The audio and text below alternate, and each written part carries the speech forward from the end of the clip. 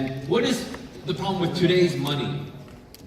Okay, let me take a step back. So the past is gold and silver. We moved on, and today's money is about the money in our pocket, like the euro, right? The 500 euro, the fiat money, the money in your bank account. But what is a problem with today's money?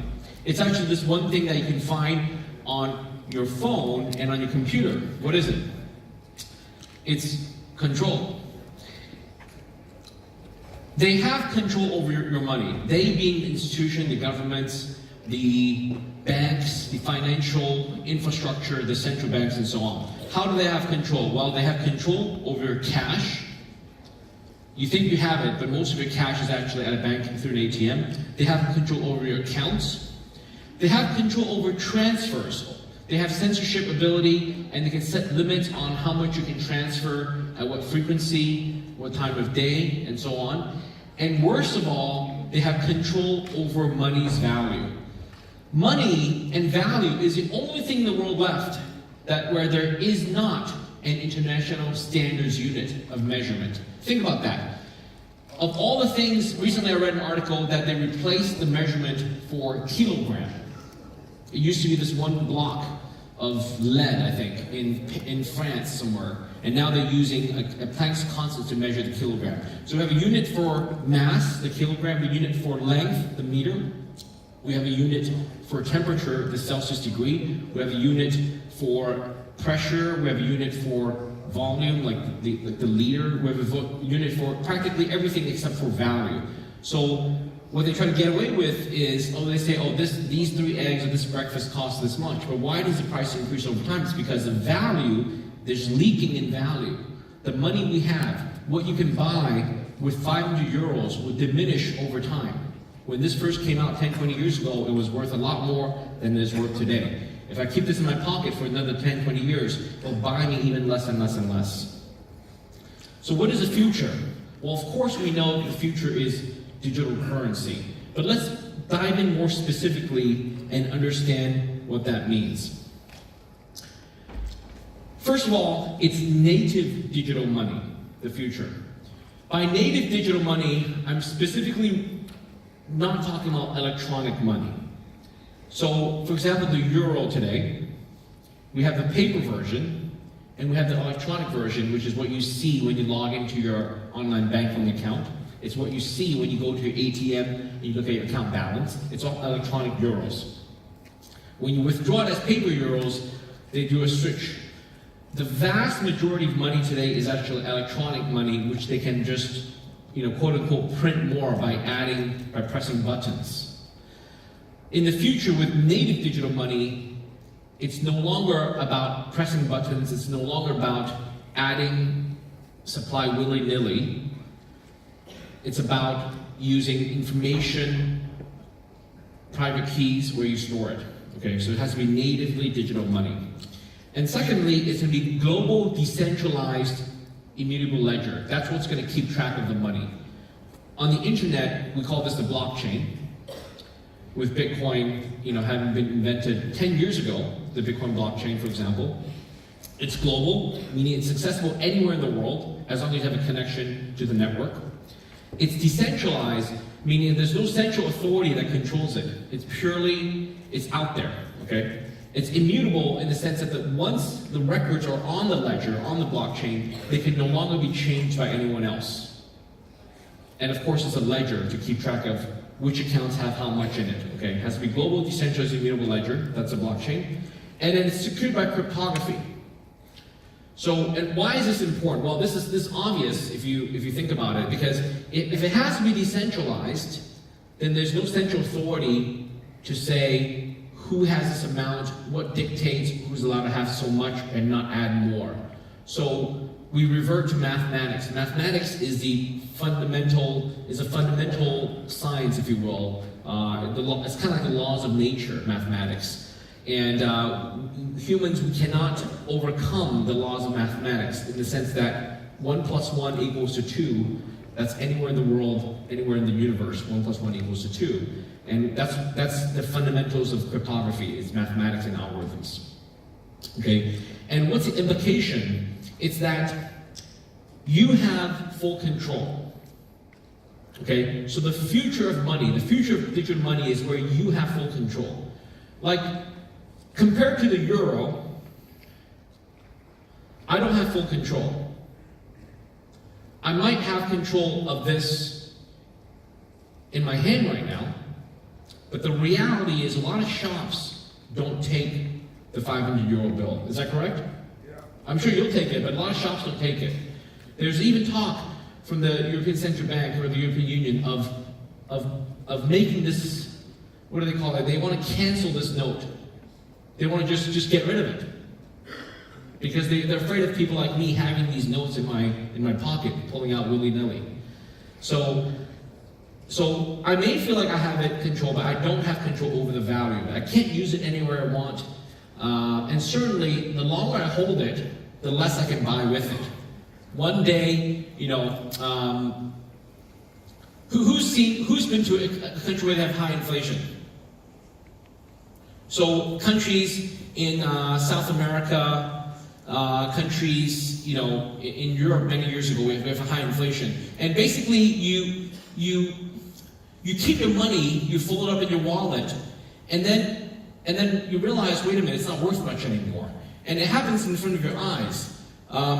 For example, so you take the 500 euro note and you just hold it like this, and you open it back up, and it becomes a famous 0 euro. So that's the future of all euros, where it goes to 0. And in fact, some of you may know this is actually legitimate, that the European Central Bank authorized the printing of these 0 notes. So Europeans are way ahead of their time for knowing that all fiat money goes to 0 eventually. So the point is, when I don't have control of the money today, that's a big, big problem. The future of money with digital currencies, you will have full control. So information is actually ownership. Why is that? Because think about digital currency, think about the blockchain. What entitles you to the cryptocurrencies you have on the blockchain?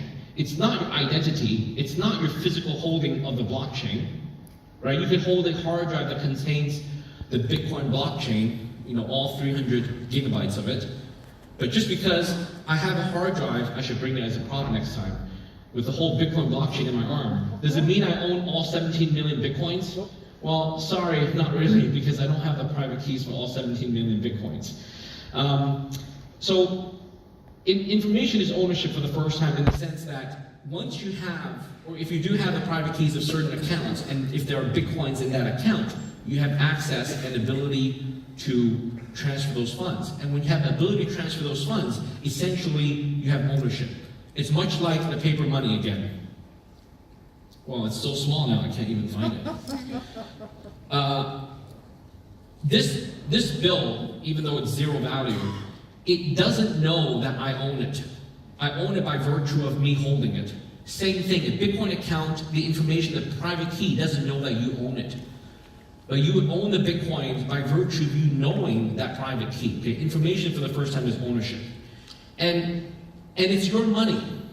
Okay? So in the future, it's really your money because no one else has authority and control over it. Let's talk about the methods, okay? Self-custody. You will have self-custody of your money because you have control over the private keys. And by the way, the corollary is, if you don't have control over the private keys, for example, if you put your Bitcoins on a third-party custody wallet or third-party custody platform, like an exchange, then that's not really your money. You've really deposited with a bank or with an exchange, okay? So make sure you have control. And then if you do have it, then you have control at all times, okay? You can, it doesn't matter day or night, it doesn't matter for what amounts. In fact, there are no limits on transfers. So you could send out the Bitcoins in whatever amounts. There are pros and cons. If you make mistakes, then that's problematic. And of course, finally, there's no censorship. Okay, this is a big problem. In China these days, in their battle against people using cryptocurrency, what the regulators have done is they've asked banks, and even WeChat Pay, you've heard of WeChat Pay, they've asked banks, they've asked Tencent, the maker behind WeChat, to essentially suffocate and choke anyone who is suspected of moving funds for the purpose of digital currency purchases or sales. So think about that one more time. They will close or freeze your assets, freeze your accounts. if they suspect you have purchased Bitcoin or sold Bitcoin to people, and they'll do it for your bank accounts, they'll do it for your WeChat bank accounts, and so on and so forth. So it's a chilling action. So obviously China is not the best model for this kind of banking governance. I hope it doesn't happen. As long as we live in a free world, this should not happen.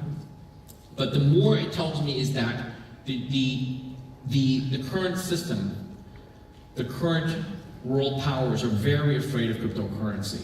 Because if they have to do that, then it really shows that we have real control over our Bitcoins and cryptocurrencies, whereas a traditional money, where however much it's worth, we don't have control over it, because at any instant they can freeze our accounts.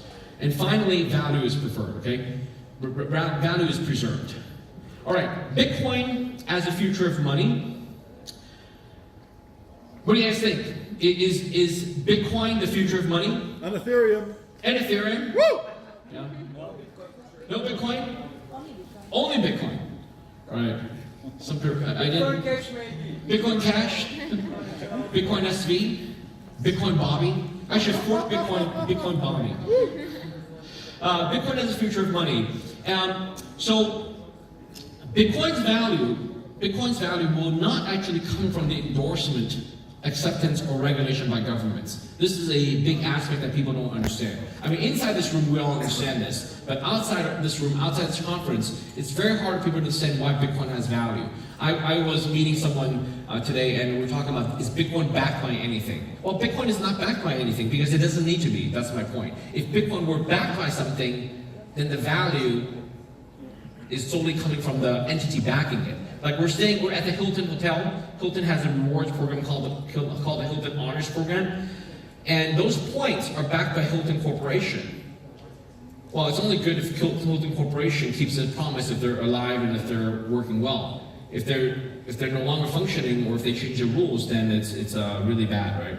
So Bitcoin's value will not come from the endorsement, acceptance, or regulation by governments, but rather, Bitcoin's value comes inherently from the failures, limitations, and conveniences of its ancestor, which is the fiat money system. Okay? The fiat money system is precisely what's causing Bitcoin's value to go up. The failures and limitations, right, is what's causing the Bitcoin value to go up over time. Okay, so here's what's going to happen. Governments worldwide will do more and more to discredit digital currency, and we're going to see that over the next 10 years, okay? Just like we saw in the last 10 years, we're going to see more and more that governments will do more and more to discredit this. And as Bitcoin turns 10, I'm very happy to tell you that I truly believe that Bitcoin is here to stay. You guys agree?